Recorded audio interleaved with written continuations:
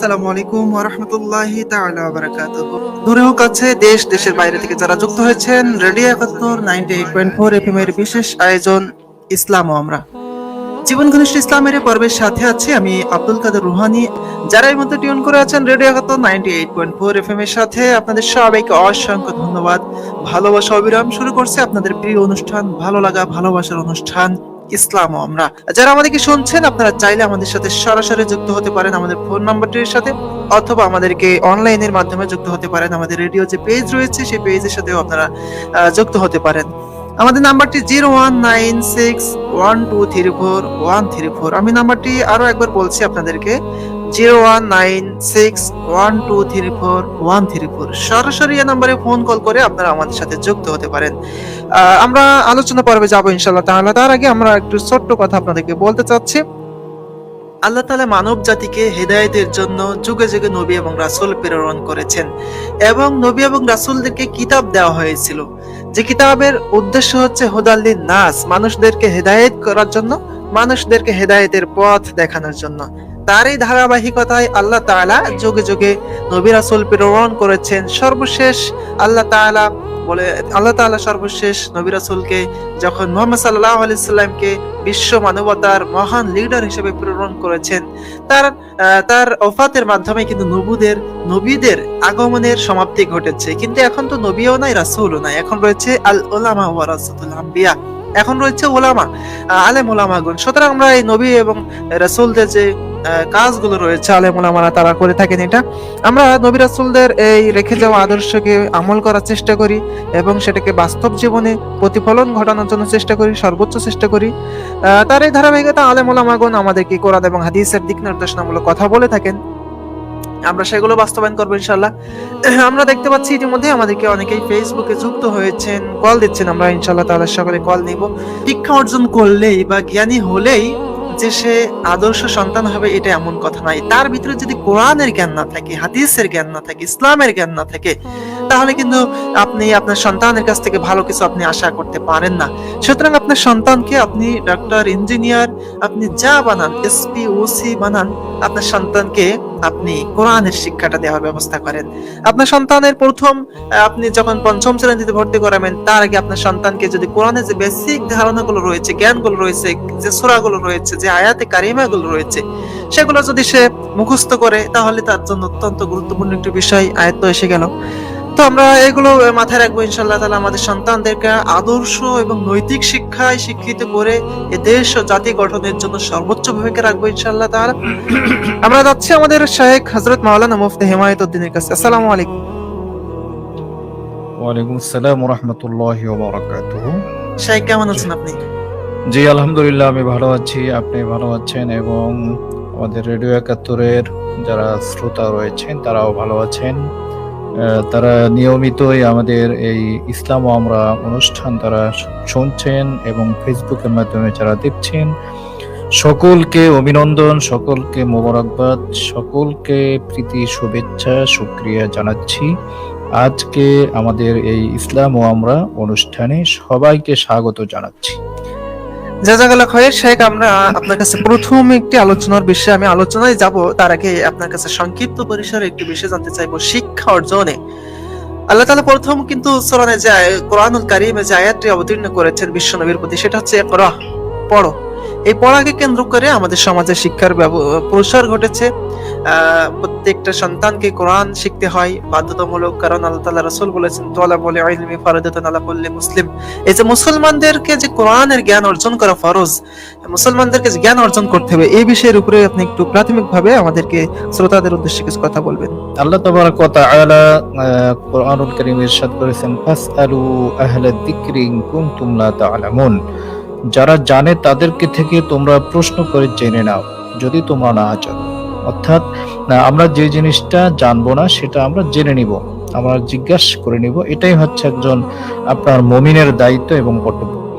আল্লাহ তাবারাক ওয়া তাআলা এই পৃথিবীতে মানুষকে এই পৃথিবীতে সৃষ্টি করেছেন, এবং মানুষকে সৃষ্টি করার পরে আল্লাহ তাবারাক ওয়া তাআলা মানুষকে এই পৃথিবীতে চলার জন্য তার কাজ কর্ম সমাধান করার জন্য এবং সুন্দরভাবে পৃথিবী পরিচালনার জন্য আল্লাহ তাবারক ওয়া তাআলা জ্ঞান দান করেছেন। সেই আল্লাহ জ্ঞান হচ্ছে আল্লাহ প্রদত্ত।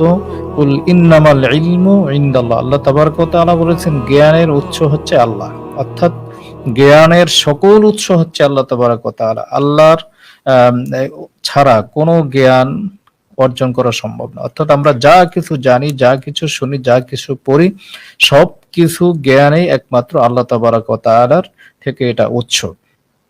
আল্লাহ তাবারক ওয়া তাআলা কোরআনুল কারীম আরো বলছেন, কুল হাল ইয়াস্তাউইল্লাযীনা ইয়া'লামুনা ওয়াল্লাযীনা লা ইয়া'লামুন, হে নবী আপনি বলে দিন যারা জানে এবং যারা জানে না উভয় কি সমান হতে পারে? অর্থাৎ যারা জানে, যারা জ্ঞান অর্জন করে তাদের সম্মান আল্লাহর কাছে অনেক বেশি। আল্লাহ পাক কোরআনে বলেছেন আল্লাযীনা উতুল ইলমা দারাজাত, অর্থাৎ যারা জানে, অর্থাৎ জ্ঞানী যারা, তাদের দরজা অর্থাৎ তাদের মর্যাদা রয়েছে, অনেক মর্যাদা রয়েছে। আল্লাহ নবী হাদিসে বলেছেন তলাবুল ইলমি ফারিদাতুন আলা মুসলিমি ওয়াল মুসলিমা, তোমাদের ভিতরে প্রত্যেক মুসলিম নরনারীর জন্য তোমার ইসলামী শিক্ষা অর্থাৎ জ্ঞান অর্জন করা ফরজ। আমরা আজকে আমাদের পর্যালোচনার বিষয় হচ্ছে যে আমাদের শিক্ষা, আমরা যে জ্ঞান অর্জন করব, এই জ্ঞানটা আসলে পৃথিবীর সবকিছু কিন্তু জ্ঞান নয়। এই জ্ঞানের ভিতরে একটি জ্ঞান হচ্ছে আপনার শিক্ষা, একটা হচ্ছে সুশিক্ষা আর একটা হচ্ছে কুশিক্ষা। অর্থাৎ যে সুশিক্ষা অর্থাৎ যেটা মানুষের উপকারী, অর্থাৎ যেই শিক্ষাটা, যেই জ্ঞানটা মানুষকে অনবরত উপকার করে, অর্থাৎ মানুষের পারিবারিক জীবনে শান্তি নিয়ে আসে, রাষ্ট্রীয় জীবনে শান্তি নিয়ে আসে এবং আখিরাতে যেটা আপনার শান্তি নিয়ে আসে, ওই জ্ঞান অর্জন, এটাই হচ্ছে প্রকৃত সুশিক্ষা। আর আরেকটা হচ্ছে কুশিক্ষা। কুশিক্ষাটা হচ্ছে মূলত যেই শিক্ষার কারণে পৃথিবীতে বিশৃঙ্খলা তৈরি হয়, মানুষের ক্ষতি সাধন হয়, মানুষের আপনার বিভিন্ন ধরনের মানুষ এতে দুনিয়াবি আপনার কষ্ট মানুষ পেয়ে থাকে, হয়তো সাময়িক কিছু আনন্দ পেয়ে থাকে, কিন্তু পরকালীন জীবনে যেখানে আপনার জাহান্নাম ছাড়া আর কোনো উপায় নেই, এটার নাম হচ্ছে কুশিক্ষা। সুতরাং একটা হলো আদর্শ শিক্ষা, সুশিক্ষা, আর একটা হচ্ছে যেটা আদর্শ বিবর্জিত শিক্ষা এবং কুশিক্ষা যেটাকে বলা হয়। সুতরাং সুশিক্ষাই হচ্ছে যেটা ইসলামাইজেশন করা, অর্থাৎ কোরআন এবং হাদিসের আলোকে, অর্থাৎ ইসলামিক নলেজ যেটা, অর্থাৎ কোরআন এবং হাদিসের আলোকে যেই জ্ঞান বিজ্ঞান পরিচালিত হয়ে থাকে, এটাই হচ্ছে ইসলামিক শিক্ষা, এটাই হচ্ছে সুশিক্ষা। সুতরাং আমরা জ্ঞান অর্জন করব। আমরা এই কোরআনুল কারীমের ভিতরে কিন্তু বিভিন্ন বিষয়ে আলোচনা রয়েছে।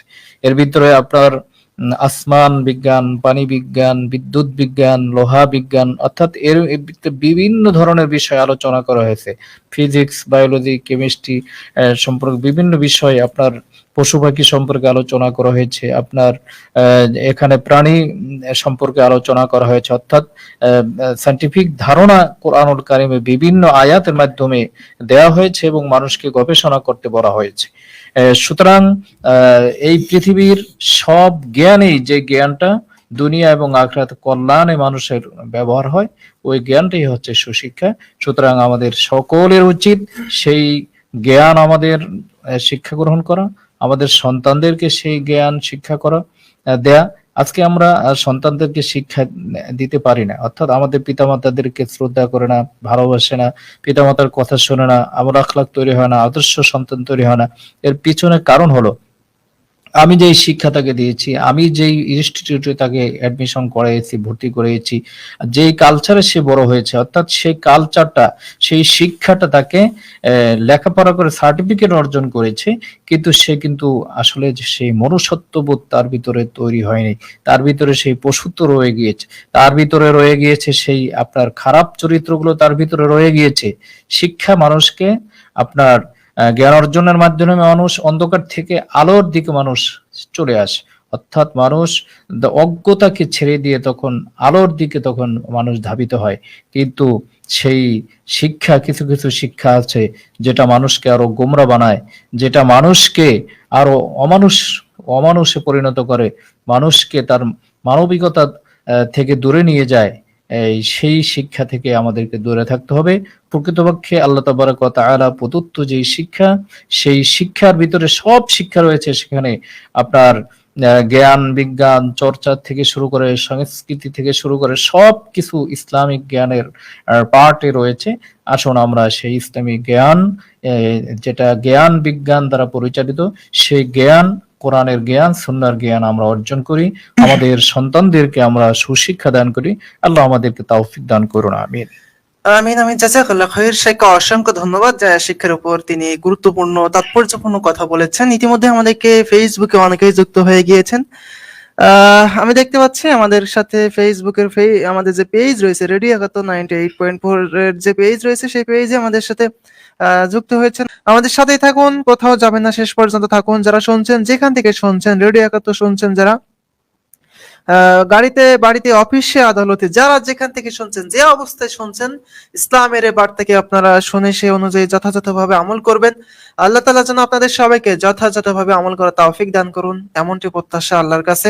আল্লাহ তাআলা আমাদের সবাইকে আজকের আলোচনা শোনার সাথে সাথে যেন আমাদেরকে আমল করার তৌফিক দান করেন। যারা আমাদেরকে শুনছেন, আপনারা চাইলে কিন্তু আমাদেরকে সরাসরি ফোন কলে যুক্ত হতে পারেন। সেজন্য নাম্বারটি নিতে হবে 01961234 সরাসরি এই নাম্বারে ফোন কল করে আপনারা আমাদের সাথে যুক্ত হতে পারেন। আমি নাম্বারটি আরো একবার বলছি, 01961234 সরাসরি এই নাম্বারে ফোন কল করে আপনারা যুক্ত হতে পারেন।